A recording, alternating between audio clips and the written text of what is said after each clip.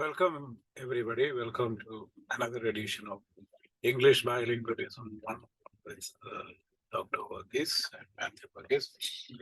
And today is the 14th talk. And we were talking about various aspects about bilingualism and the method which is introduced in this book, English Bilingual Project, and how I arrived here and what is important, what are the importance of understanding these concepts. And I gave a lot of explanation on this, and but I haven't expressed clearly what actually the driving force behind generating or trying to attempt to generate a method, a teaching method like this. So I have two impressive, inspiring thoughts behind this. One is I have seen many people who could easily switch between languages.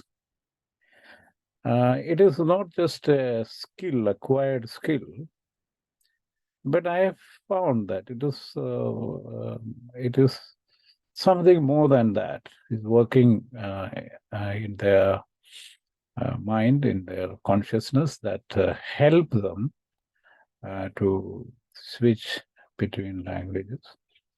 And I understood when I researched on Indian Buddhist thought, the mind or the consciousness is actually have different levels, different divisions, and its functionality is in fact very difficult to explain using hardcore science or hardcore rational methods, because the consciousness itself is a obscure term, but we can understand that. So many thinkers like Vasubandhu and all said that our mind consciousness is something which works to protect us or to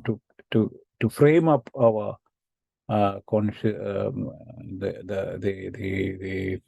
the ability to use language and rational thinking and all those things.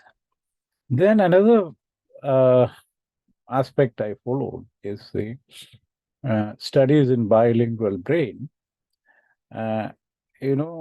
Maybe until 1990s, the idea of bilingual brain was quite new. And during the 1990s and end of 1990s, a lot of articles published, a lot of papers published on bilingual brain.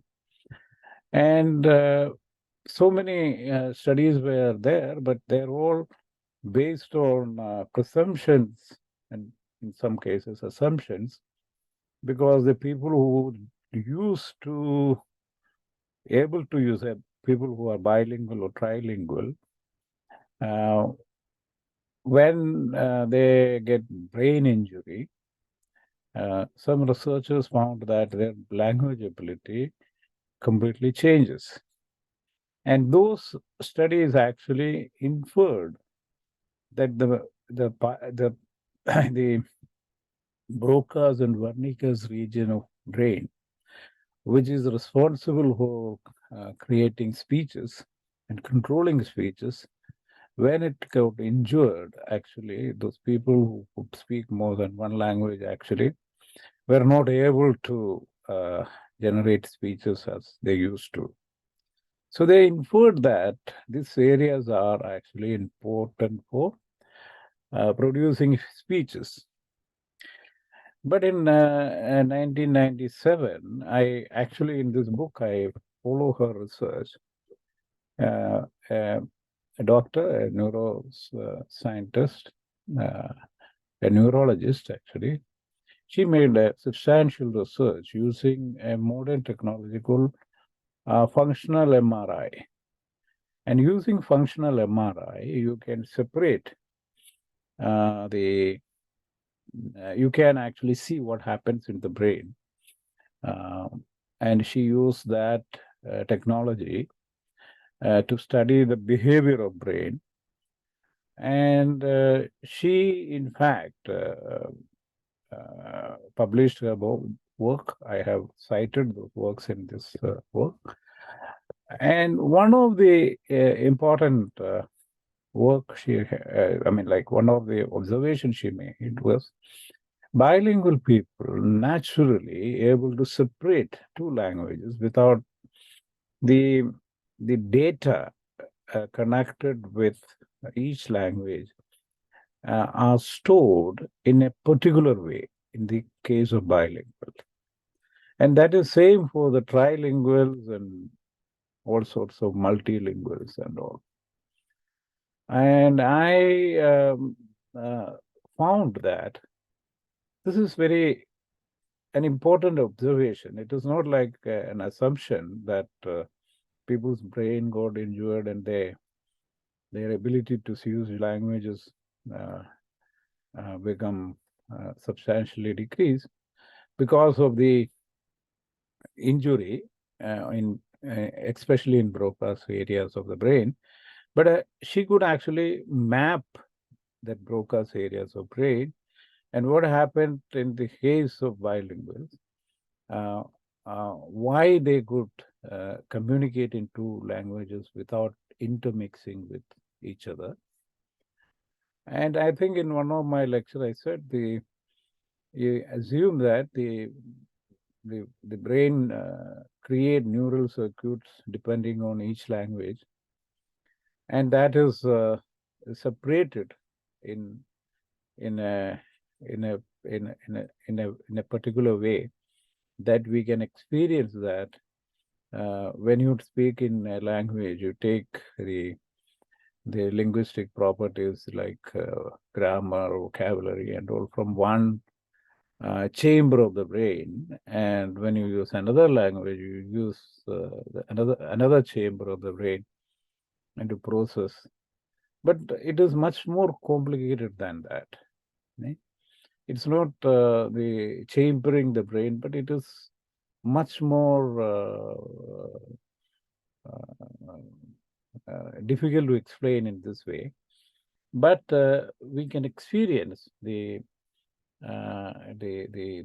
from these findings that the brain actually acquires an additional vitality, and that vitality helping them to switch between two languages. The brain actually separates the languages in a very characteristic way. In simple way of explaining it, while I am talking this language, English, my other languages, my mother tongue and all other languages I know are actually kept back. It is not interfering with my speech. And I am not thinking in my mother tongue Malayalam and speaking with you in English. And even I don't think the pronunciation that I acquired by speaking in Malayalam is not substantially interfering with my speech in English. So I speak also in Japanese and other languages, but still, none of those influences are not coming while I am speaking in English. No? This is an internal vitality developed in the brain can develop that. And I have also written about a 5-year-old girl I knew, Sakura-chan, baby Sakura, who could speak 5 languages when she was just 5 years old. In fact, the naive science cannot explain this. For example, the British empiricists um, empirical philosophy cannot explain this, because no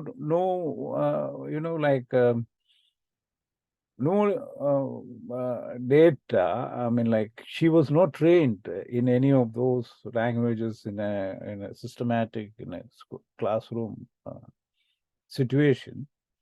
But these languages have developed through constant practice. When she used to speak with her father, he used the father's language. And when she used to speak with her mother, she speak Japanese, mother's language. And when she used to speak with others, she trained to speak like neighbors and friends, and in the living situation, he trained to speak each of the language with a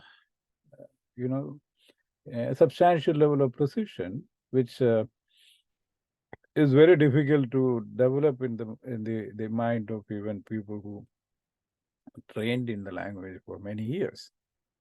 So it means that she is generating an internal vitality, and that vitality is inexplicable in many ways.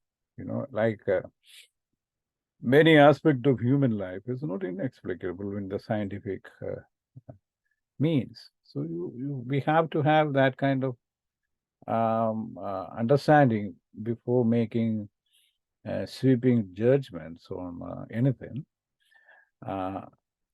So, in this class, in this talk, I'll try to give the studies which was published, and she also made a video on what happens when the brain switches between two languages.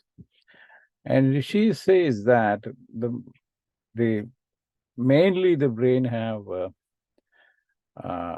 motor functions, linguistic functions, and such functions he explained using, for example, when you move your hand, the right hand, the left flank of the brain will get activated. She shows that through fMRI pictures, and then you move the left hand, the right side of the brain actually get activated, and they compensate. I mean, like, they balance this activity of left and right through the central part of the brain. That much we should need to understand, and that will actually synchronize this function, both right and left function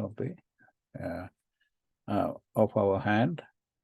And that is in another way, when you use two languages, the brain actually chooses the what you call left quadrant of the brain chooses the language in use, the information that is necessary for using the language that the speaker chooses to speak, even if he or she has 5 or 6 or 7 or 8 languages. It chooses the grammatical properties of those languages in a way which we can observe. And this fMRI studies shows, using the scientific methods, this unique vitality of human brain to process language in a very substantial way. I will share the video she has published here, so that we can understand it more clearly. I'll give a little more explanation to this later.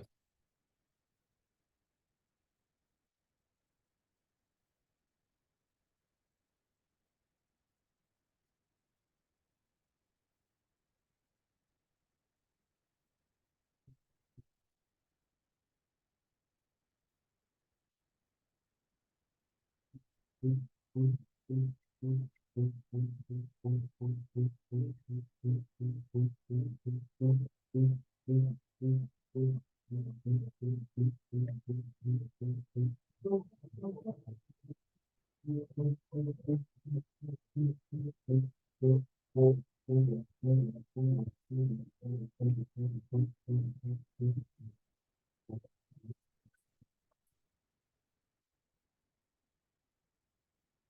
relationship between brain and mind remains a hotly debated topic.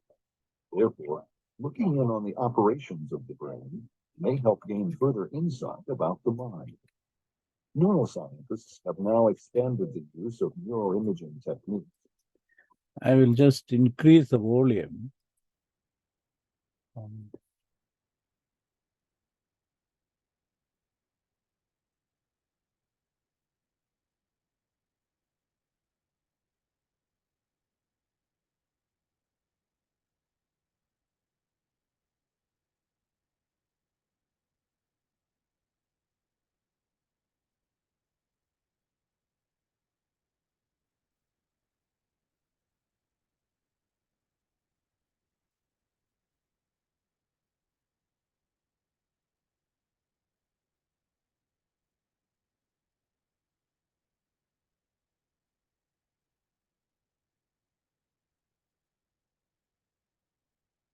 To actually capture images while the brain is at work. This technique is called functional magnetic resonance imaging, or functional MRI. Dr. Joy Hirsch of the Sloan Kettering Institute is one of the leaders in this field. Functional brain imaging is just like conventional imaging, except that we have additional information. Instead of knowing just how the brain looks and seeing all the structures, we can, in addition, look at how the brain works. So when functional imaging, we have two types of information. We have the conventional information about all the structures of the brain, and we have the new information about what areas of the brain are actually working. A very simple task that we might ask the subject to perform is a simple finger thumb snapping movement where the subject during the imaging sequence just moves fingers and thumbs in a simple wrist manner. That activity produces a brain map that looks like this. Here we see. So what she says is that when you move your right hand, the left side of the brain get activated. The activity associated with the left hand, and here similar activity associated with the right hand. The center activity here is associated with controlling or the orchestration of both together.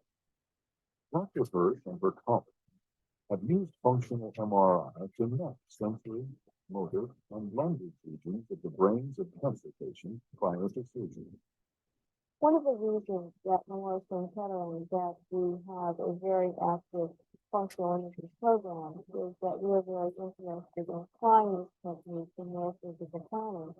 In fact, it allows us with great precision to identify areas of the brain that are active in and around a tumor or a possible neurophysical procedure. And with this information, we can guarantee our patients a safe surgery, essentially, with respect to potential functional loss. So language and sensory and motor are those functions that are oftentimes the most difficult to test. And we've developed these language tasks partly to understand the brain, but partly to guarantee that for each individual patient that comes to surgery around the language area, that we can provide the surgeon with the information of where the active regions of the brain are. Mariposa. This child is being raised in a bilingual family and attends a bilingual school. Children like her seem to be able to learn two languages simultaneously and effortlessly.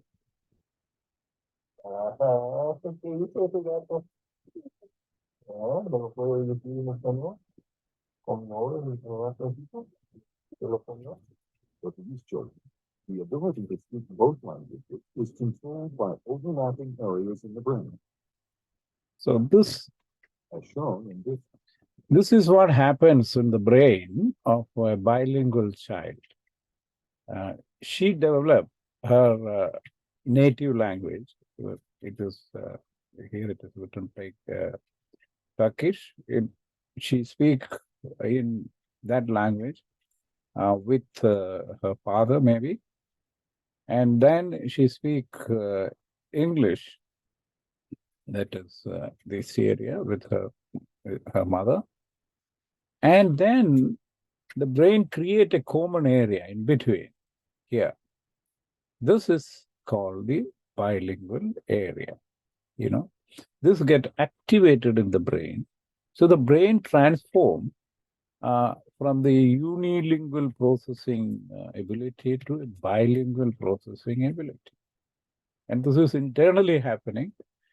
And the brain actually processes this area in the Broca's area, this area, and it controls these activities using the central part of it, that is the caudate, left caudate, and it chooses when she speak each of the languages.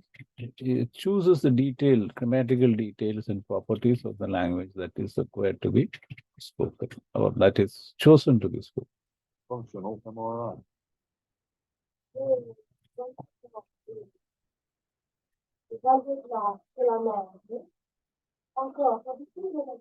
Many people, however, are not exposed to the second language until high school, college, or late.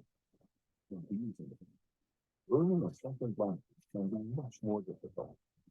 Some know that their neurons actually seem to fight against this process. Versus research has shown that for So this is what happens in the brain of a monolingual. This brain of a monolingual, one language, that is the mother tongue, actually forms like this. Okay, the neural structure of the mother tongue is separated, and it is active all the time while he or she speaks in the second language. So this is the area that is the second language, or the other language. So in fact, when somebody speaks in this language, like for example French, his or her brain will be active. That is, English brain will be active while she's speaking. So they translate and speak. Okay, they don't have the ability to switch between two languages simultaneously easily. designates a second adjacent area. The concept can be done. So this is how it works. The two adjacent areas actually form separate neural circuits. In the case of bilingual, this area overlap. This plus sign here, it overlaps. It means that the brain actually behave in a different way. So what we have learned is that with patients, and we have many patients who speak many languages, particularly here in New York City, that we ask them how many languages they speak, and we map the brain for every language that they speak. And what we find is that, of course, the results of our patients are the same. She said that she has mapped the brain of several people, several volunteers, and what she saw is this. With our subjects, that people who speak many languages and they have learned late in life, so a much larger geographic area, just like it's segmented associated with the different languages. So as shown in the right side of the diagram, children who learn two languages simultaneously. So the people who are learning two languages simultaneously, I mean like bilinguals, the brain actually formed like this. there is a common area that is there. Then there is the control mechanism in the center part of the brain, which she showed it with the activity of two hands. That is formed well, and they could switch between two languages very easily. Have a single brain area for generating complex speech. The diagram on the left shows that someone who learned a second language in adolescence. So this is how the monolingual's brain works. And this monolingual's brain actually, when it has to speak in a second language, the mother tongue of the speaker will be active. So it always constantly translating from mother tongue to the second language. In the case of, for example, a Japanese student, when he want to speak in English, she actually activate the Japanese language part of the brain for to be able to speak in English. This is a common thing that happens between non-native speakers of any language, especially in the case of English. It is very widely seen. But don't worry, possesses two such brain regions, one for each language. Functional MRI has a great deal of promise for the future. By clarifying brain functions like language processing, it gives scientists a deeper look into the workings of the mind. Functional brain imaging offers an unprecedented opportunity to extend conventional imaging, that is structural imaging, where we look at the brain and know what it looks like. We now extend that to being able to understand where in the brain specific tasks are working. So we have an incredible opportunity that is very new right in the hands of neuroscientists and physicians. And I think that the door is wide open. We actually have the opportunity to learn about the neurophysiological. This is how the studies were made, but how it help us to teach language is that we have to, in fact, like this child, she learned one language from her father and another language from her mother. It means she developed what you call a brain mechanism like this, which is very unique, and it creates a system like this. And when she learned another language, in the case of baby Sakura-chan, she developed another language very easily in this, because already the mechanism is made. So she can add another language easily, because she will be able to pick up the grammatical properties of the language easily. And when she add vocabulary, the communication actually improves. But like the scientific processing of language that is being widely done today, in fact, if a student or a child has the ability to be bilingual, they will actually break it, and that is how it happens, is that it is like this. You learn the grammar of this language in your mother tongue. You learn the vocabulary of this language in your mother tongue, and you actively try to translate between them. Your bilingual brain never form.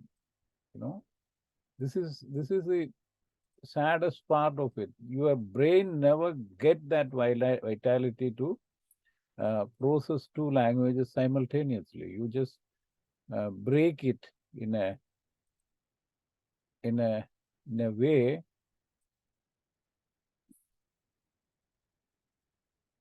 So as shown in the left. So this is the bilingual's brain. It is a natural process. If you practice the language and learn, the bilingual brain will form like this. This is a monolingual brain. You actually teach everything in your monolingual formatting, like translate and learn, and that will not help somebody to communicate in two languages with comparative proficiency and efficiency, and that is a problem that we face in the classroom. So the question is wider. Whether the scientific method we apply in every aspect of our life is good or bad. We in this at this time of history, we cannot talk anything against science. The validity of science is actually completely accepted by the world. It is almost similar to the Middle Ages. If you talk anything against the central power of Christian Church, you have to pay a huge price for that. So this is pretty much you can see anywhere in the world. What is the prime social consciousness or understanding says everybody has to follow. In colonialism, in post-colonial world, you have to have less freedom, and less liberty to live as the way you want. So the basic problem is what kind of narrative you follow, and what are the prime narratives that is there, and you need to follow that, and that is one part of it, but it's still about language and the education of language. We are completely invested in this belief that you are inserting data into a human computer, and the human computer will in effect will process the data, and the learner can be able to speak both the languages with efficiency and proficiency, which is, as you have seen with Dr. Joy Hirsch's work, we can see very clearly what we have, what I have interpreted, discussed about bilingualism in this book, is completely in agreement with her observations about human brain and human language ability. So the purpose of this book is to introduce a method that can be applied in our classrooms. And in my 20 years of experience of teaching, I am completely convinced that you can make somebody a bilingual speaker without much difficulty. And only thing is that you have to follow certain methods and approach to your education of the language. So I will, in the coming classes, I will talk about this English, what is English bilingual project, the method I will take. And so somebody who want to follow this method will be helped by my lecture and maybe by my book. So if you find this talk very informative and helpful to you, please share it with your friends and help this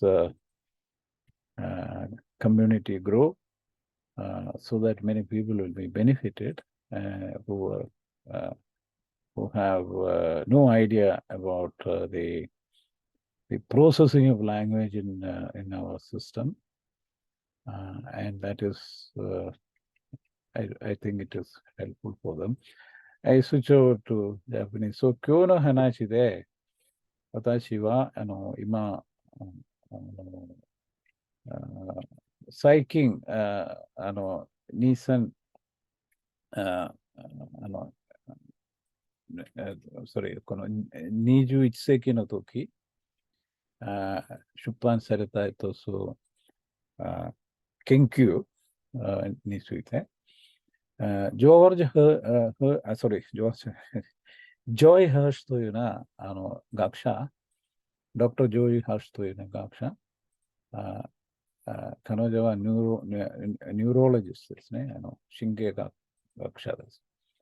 彼女の研究で見たことは、私たちの脳の形、バイリングになるとき、だいぶ変わる。これ別の場合で動くようになる。一つ言葉使うとき、やることは、私たちにこの単語とか文法を使って、言葉の文法を使って、解消できるような形になる。私今日本語で話してるとき、私の分かってる、いろいろな言葉分かってる。この言葉は私の、関係の後ろに行く。あれ、私今話する日本語と、あの、日本語を、エフェクトしないようにする。あれは、脳の一つ力です。ジョイ・ハーシュの、研究で見つけたこと、この力を受けてくるというのは、人間の一つ、何やれ、自然から、神様からもらった一つ、ギリシャ哲学でロゴスというのは一つ、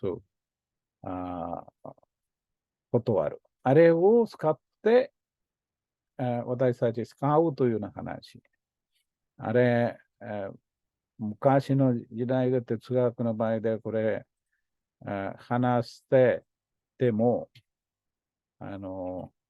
今の時代で、何やれ、17世紀、18世紀からの関係で、科学的な関係で、これあまり、誰もあの大事にもらわないかったですね、ことでした。それで今、ジョイ・フーシュの、どうしてこれ大事な研究といったら、彼女は今の技術、FMRI 使って、何があなたたちの心の中、受けてるというようなこと本当で説明した。これ見たら、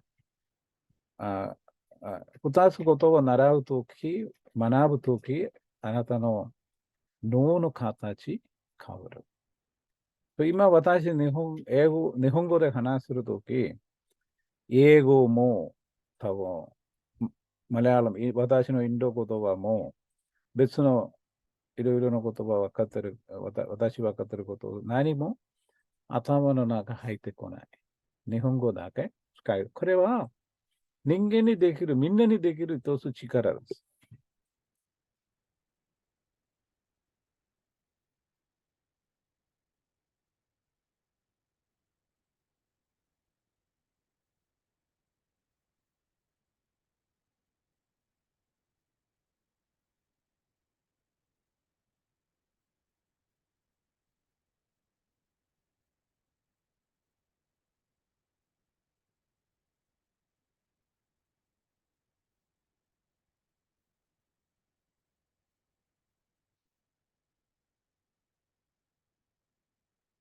これを私たち、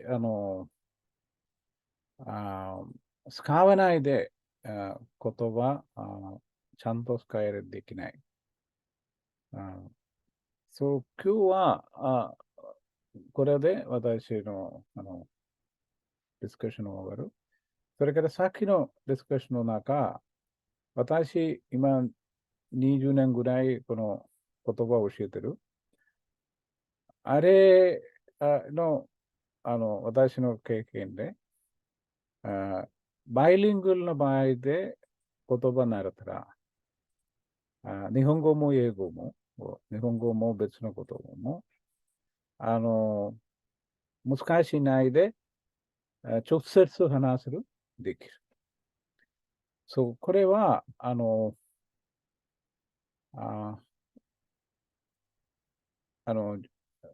授業の中も使えれる方法だから、誰にもこれ、これ使って言葉学ぶできる。教えるできる。それで、このビデオ、みんな友達とか、ちょっとシェアしたら、もっと人々に助けるようにすると思ってる。With this, I conclude today's speech. Hope it was beneficial to you, and I hope this will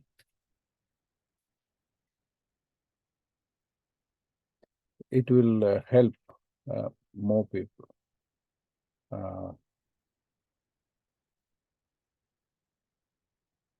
Bye for now.